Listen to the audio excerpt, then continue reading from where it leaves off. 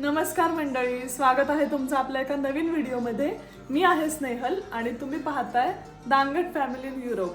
तर आता फॅमिली इथे आलेली आहे, पेरेंट्स इथे आलेले आहेत आणि त्याची सिरीज तुम्ही बघताय। मागच्या काही व्हिडिओजमध्ये तुम्ही पाहिलेलंच आहे की त्यांचा प्रवास कसा होता किंवा ते इथे आल्यानंतर आमचं कसं गोष्टी सुरू आहेत।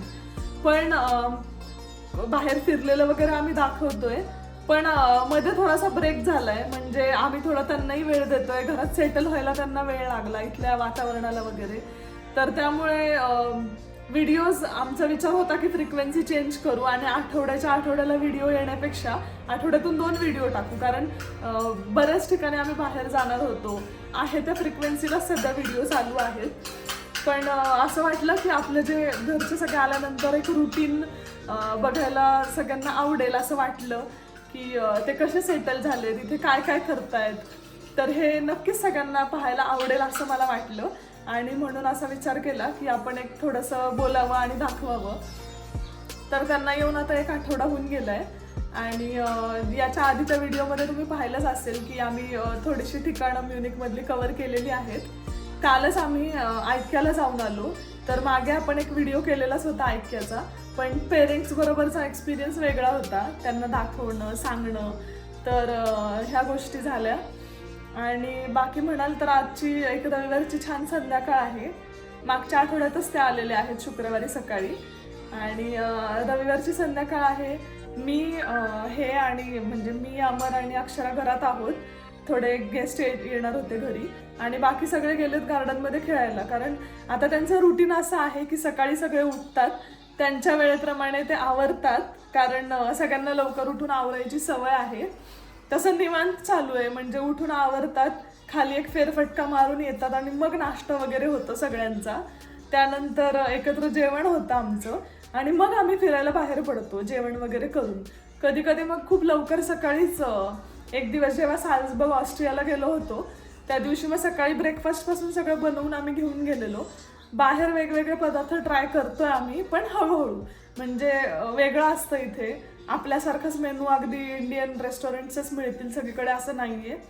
त्यामुळे मग असे प्लॅन आहेत की जेव्हा शॉर्ट व्हिजिट असेल, थोड्या वेळात कव्हर होणार असतील गोष्टी, तर आम्ही दुपारी जेवण करून लवकरच बाहेर पडतो 12-1च्या दरम्यान।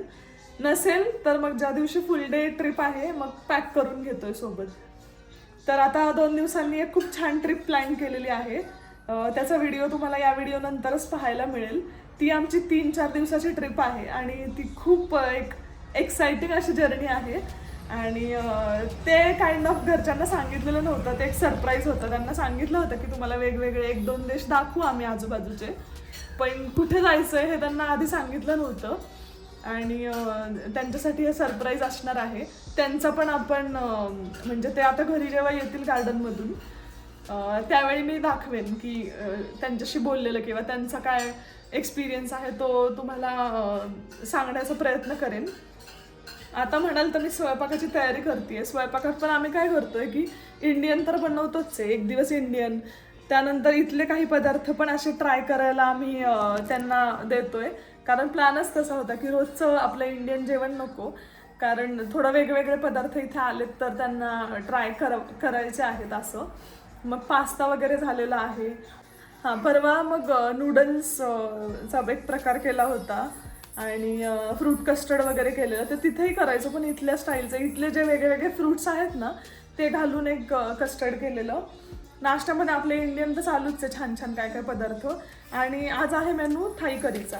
तर इथे हे असं, मला माहीत नाही मी व्हिडिओ केला होता का, या आधी केलेलं आहे मी हे असं कॉम्बो मिळतं इथे। कोकोनट मिल्क असतं, नारळाचं दूध, काढत बसायला लागत नाही इथे, नारळ आणून फोडून ह्याच्यात मिळतं आणि हे पॅकेट आहे ज्याच्यामध्ये करी पेस्ट असते। तर असे पाकिटं आणली होती मी आणि आपल्याला पाहिजे त्या भाज्या घालून ही थाई करी मी करणार आहे। राईस, गार्लिक ब्रेड, टोमॅटो सूपसाठी इथे अशी एक पेस्ट मिळते। तर हे टोमॅटो पेस्ट म्हणजे टोमॅटो ब्लांच उकडून घेऊन सुद्धा करता येतं, पण मी हे यूज करून करणार आहे। तर असं वाटलं की आता ते खेळून दमून घरी येतील, कारण गार्डन छान मोठं आहे, ते सगळे रॅकेट किंवा काय काय समोर बरोबर पकडापकडी वगैरे खेळतात आणि त्यामुळे मग ते येतील तोपर्यंत स्वयंपाक करून ठेवावा असं वाटलं. त्यानंतर एक महत्त्वाची गोष्ट म्हणजे जो देव्हारा मी दाखवला होता तर हा आपला देव्हारा सेट करून झालेला आहे आणि इतकं प्रसन्न वाटतंय. याआधी तुम्ही हा कोपरा टीव्हीच्या शेजारचं युनिट पाहिलंच असेल बऱ्याच व्हिडिओजमध्ये, पण आता ते एकदम भरलेलं आणि छान असं वाटतंय, प्रसन्न वाटतंय. मला माहिती आहे की आपल्याकडे म्हणतात असं की हॉलमध्ये देवारा नसावा किंवा पाहुण्या आल्या आल्या देव नाही दिसायला, असं काही काहींचा असतो समज. काहींचा नसतोय, काहींना वाटतं की नाही हॉलमध्ये असलं तरी चालतो. मी इथे तसं काही पाळत नाहीये आणि काहीच व्ह्यू नाहीये. एकच आहे की ही मला परफेक्ट जागा वाटली. आधी होता म्हणजे किचनच्या एका युनिटमध्येच मी ठेवलेलं होतं देवांना, पण ते मला असं देवाऱ्यासारखं छान जागा वाटत नव्हती आणि मग थोडं लक्ष जात नव्हतं देवाकडे तिथे ठेवल्यामुळे. त्यामुळे इथे असं ठेवलंय. तर प्रत्येक वेळी दिवसभर म्हणजे किती पण सॅड असू किंवा डिप्रेस असू आपण, पण नक्कीच देवाकडे पाहिलं की छान प्रसन्न वाटेल अशा ठिकाणी मी ते ठेवलंय आणि छान सजवलंय. मला खूप छान वाटतंय.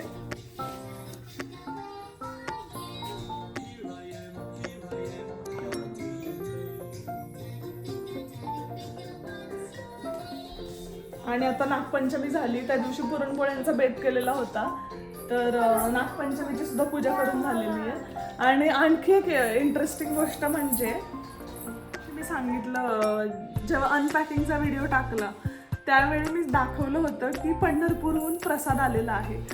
तर ही वाटी ठेवून तर त्या प्रसादाला जेव्हा प्रसाद ओपन करून पाहिला तर त्यात एक चिठ्ठी मिळाली आणि खूपच इमोशनल असा तो मोमेंट होता. तो काही कॅप्चर वगैरे आम्ही केलेला नाहीये. जेव्हा प्रसाद उघडून बघितलं तेव्हा त्यात ती चिठ्ठी सापडली. त्याच्यामध्ये आमच्यासाठी एक मेसेज लिहिलेला होता ह्यांच्या आजोबांनी, म्हणजेच माझ्या आजी सासऱ्यांनी, की आमची नावं लिहिलेली चौघांची आणि बाबांकडून तुम्हाला आशीर्वाद, असं त्या चिठ्ठीचा सार होता. जमलं तर मी तो फोटो इथे ॲड करीन. आणि खूप छान वाटलं ते बघून की आणि आणखी एक गोष्ट, एवढं सगळं सामान आलं मागवलं, पण एक खूप आवडीची आणि मनाच्या जवळची गोष्ट होती माझ्या, ती मी विसरून गेलेले. म्हणजे पुण्यात लक्ष्मीनारायण चिवडा खूप फेमस आहे, तर आम्ही पण लहानपणापासून तो खाल्लेला आणि मला खूप आवडतो, पण मी लक्षात नव्हतं असं की तो पण सांगावा. आणि लकीली असं की त्यांनी जो प्रसादाची पुडी आम्हाला पाठवली त्यात त्यांनी तो चिवडा पाठवला. म्हणजे मला खरंच असं वाटतं की कसं त्यांना कळलं माहीत नाही.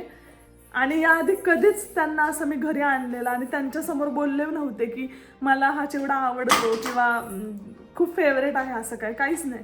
पण काय त्यांना वाटलं असेल, त्यांनी तो चिवडा पंढरपूरचा प्रसाद हे हातातले जे म्हणजे काही लोक मानतात नाही मानत तो वेगळा विषय, पण आम्ही हे असं घालतो देवाचं हातात, तर ह्याचं गंडा म्हणतात त्याला, तो पाठवलाय आणि ते लेटर आणि काळा दोरा मुलांसाठी. तर ह्या अशा गोष्टी आजोबांनी पाठवल्यात. तर एवढं त्यांचं वय झालंय, इतकं लक्षात ठेवून ह्या गोष्टी त्यांनी पाठवल्यात, तर खूप छान वाटलं ते बघून. मी जेव्हा व्हिडिओ अनपॅकिंग केलं होतं तुमच्या सगळ्यांसमोर, त्यावेळी तुम्ही पण पाहिलं की मी काढून बघत होते, पण प्रत्येक गोष्ट ओपन करून नव्हते बघत, कारण गडबड होती त्यावेळी. पण जेव्हा पाहिलं तेव्हा खूप छान वाटलं. तेव्हापासून म्हणते की व्हिडिओ करेन, सांगेन, पण आता हा योग आलाय आणि खरंच खूप ग्रेटफुल आहोत आम्ही, खूप ब्लेस्ड आहोत की आम्हाला असे मोठे माणसं आहेत आमच्या घरात की जे इतका विचार करतात. आणि ते एक चिठ्ठी फक्त, त्याने सुद्धा इतकं छान वाटलं. ती चिठ्ठी आता कायम माझ्या म्हणजे माझ्या काही अशा गोष्टी आहेत की ज्या मी खूप अशा जपून ठेवते, तर त्यात ती चिठ्ठी कायमस्वरूपी माझ्याकडे राहणार. त्यांना स्वतः लिहिता येतं, पण तेवढं त्यांना म्हणजे त्यांचं अक्षर आम्हाला कळेल असं त्यांना वाटलं नसावं, म्हणून त्यांनी माझ्या एका दिरांकडून त्यांनी ते लिहून घेतलं. ते बोलले आणि त्यांनी लिहिलं, असं करून त्यांनी ती पाठवली चिठ्ठी. तर तुमच्यासाठी म्हणजे काहींसाठी हा विषय खूप असा छोटासा असेल, पण ह्या खूप जास्त अर्थ आहे ह्याच्यात की कुणीतरी म्हणजे एवढ्या वयस्कर व्यक्तीने आपल्या नातवंडांसाठी पतवंडांसाठी असं काहीतरी पाठवावं, कोण जात असेल त्यांच्याबरोबर.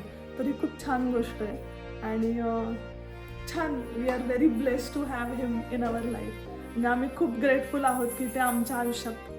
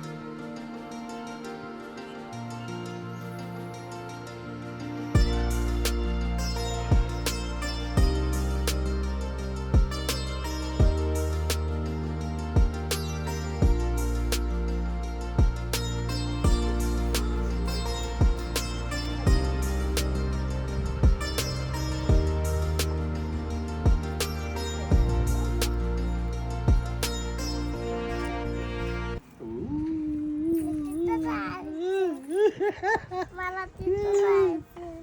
कुठं जाऊ की आपण तिकडनं तसं हा?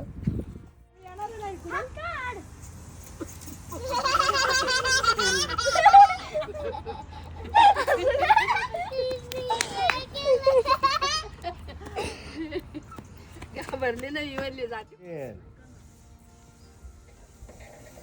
गेली गेली.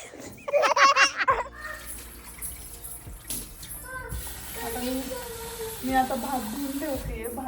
कारण थाई करी बरोबर असा थोडा मोकळा असा राईस. खरं तर त्यांचा पण एक राईस मिळतो जो एशियन कंट्रीज ज्या सिंगापूर, थायलंड, मलेशिया तिकडच्या आहेत ना, तर तिथे एशियन स्टोअर्स असतात, एशियन सुपर मार्केट. तिथे हे मिळतात असे भात वेगळे वेगळे त्यांच्याकडचे. तर पण मी आपलाच यूज करते.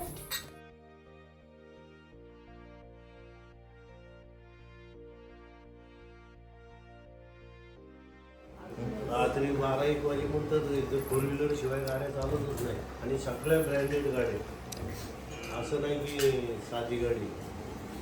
आणि ज्या नाही बघायला मिळालेल्या इंडियन त्या एकदम भरपूर डोळ्याची हाऊसफुल पण इतक्या भारी भारी गाड्या बघायला मिळाल्या.